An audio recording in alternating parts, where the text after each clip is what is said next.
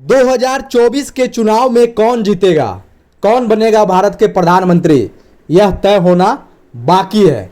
लेकिन कोशिशें जो है भारत के राजनीतिक दलों की, वो अपने आप में बेहद खास है। हम बात कर रहे हैं भारत के वर्तमान प्रधानमंत्री नरेंद्र मोदी की। आपको बता दें, वोटिंग के 10-12 घंटे पहले पटना, बिहार की राजधानी में प्रधानमंत्री जी का रोड शो होता है। और इस रोड शो में जेडीयू, जी हाँ, जेडीयू के मुख्य नेता, जिसके कंधे पर जेडीयू टिकी हुई है, यानी बिहार के माननीय मुख्यमंत्री नीतीश कुमार, उस रोड शो में शामिल होते हैं। यह रोड शो बीजेपी का है और बीजेपी की गाड़ी पर नीतीश कुमार जी सवार होते हैं। चलिए, चलेगा, कोई बहुत बड़ी बात नहीं है। गठबंधन में लोग चुनाव लड़ रहे हैं, पार्टियां चुनाव लड़ रही है, तो एक दूसरे के रोड शो में शामिल होते हैं। लेकिन बात तब समझ में नहीं आती है जब बिहार के माननीय मुख्यमंत्री नीतीश कुमार जी अपने हाथ में कमल का फूल लिए जनता को दिखाते हैं कि देखिए। मतलब क्या है? मतलब यही है कि बिहार के माननीय मुख्यमंत्री इस कदर बदल जाएंगे, इस कदर बीजेपी के गोद में जाकर बैठ जाएंगे, किसी को यकीन नहीं था। पलटने का तो बहुत बार पलटे हैं बिहार के माननीय मुख्यमंत्री नीतीश कुमार जी, लेकिन इस तरह पलटेंगे और इस तरह अपनी गतिविधि को दिखाएंगे, इसका अंदाजा किसी को नहीं था। चुनाव में हार जीत लगा रहता है। यह पहली बार है बिहार में कि बिहार की राजधानी पटना में किसी माननीय प्रधानमंत्री का रोड शो हो रहा है।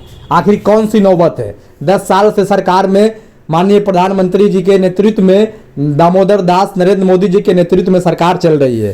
काम बहुत अच्छा किया है, ये हम नहीं बल्कि बीजेपी के सारे नेताओं का कहना है। जब काम बढ़िया ही किया है तो फिर रोड शो करने की जरूरत क्या है? जब रोजगार बांटे ही है, बेरोजगारी पर काम किए ही है, भ्रष्टाचार खत्म किए ही है, तो फिर किसी प्रधानमंत्री का रोड शो होना अपने आप में बहुत बड़ी बात है। मतलब साफ है कि अब जो सरकार बनने वाली है, वह सरकार की हालत मजबूत इसलिए नहीं है क्योंकि लग रहा है बीजेपी को कि हमारी सीटें बहुत हद तक कम जाएगी और हो सकता है तो हमारी सरकार भी न बने। इसलिए अब माननीय प्रधानमंत्री नरेंद्र मोदी को बिहार की राजधानी पटना में रोड शो करना पड़ रहा है। रोड शो प्रधानमंत्री जी सिर्फ बिहार में ही नहीं कर रहे हैं, बल्कि कई राज्यों की राजधानी में करते हुए दिख रहे हैं। जबकि ऐसा होना कितना सही है, यह समझने की बात है। किसी प्रधानमंत्री के पास उतना समय नहीं है कि लोकसभा चुनाव के किसी भी क्षेत्र में जाकर रोड शो करे।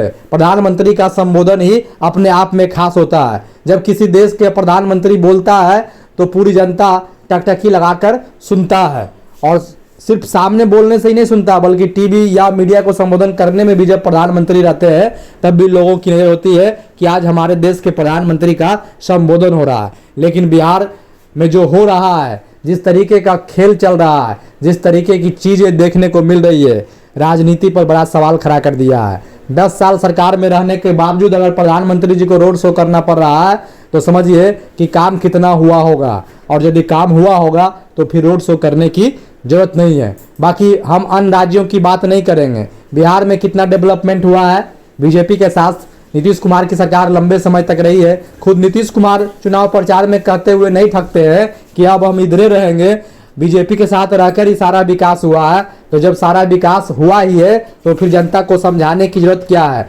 जनता को यदि आपका काम पसंद आया होगा तो निश्चित रूप से बीजेपी यानी एनडीए की सरकार बनेगी। लेकिन इस तरीके से आप लोग जनता के सामने अपने आप को गिरा लेंगे, इसका अंदाजा शायद ही किसी को होगा। मात्र एक तेजस्वी यादव पूरे बिहार के लोकसभा क्षेत्रों में चुनाव प्रचार कर रहे हैं, जबकि बिहार में जो एनडीए के नेता है, कई बड़े बड़े नेता लगातार आ रहे हैं। यहाँ तक कि प्रधानमंत्री जी को रोड शो करना पड़ रहा है। तो सवाल तो बनता है और बिना बोले रहा भी नहीं जाता है। तो देखिए आने वाले दिनों में सरकार किन की बनती है, क्या कुछ होता है, यह तो देखने का विषय होगा भविष्य में। लेकिन फिलहाल जो हो रहा है वो आपकी आंखें और नज़रें निश्चित रूप से खड़ी कर दी होगी। बाकी आप समझदार है, सारी चीज़ों को समझते हैं, और ऐसे ही यदि आप चाहते हैं कि हम जनता के मुद्दों को आपके सामने रखने का प्रयास करते रहे तो आप टीचर जंक्शन को सब्सक्राइब कर बेल आइकन दबाएं। बहुत बहुत धन्यवाद।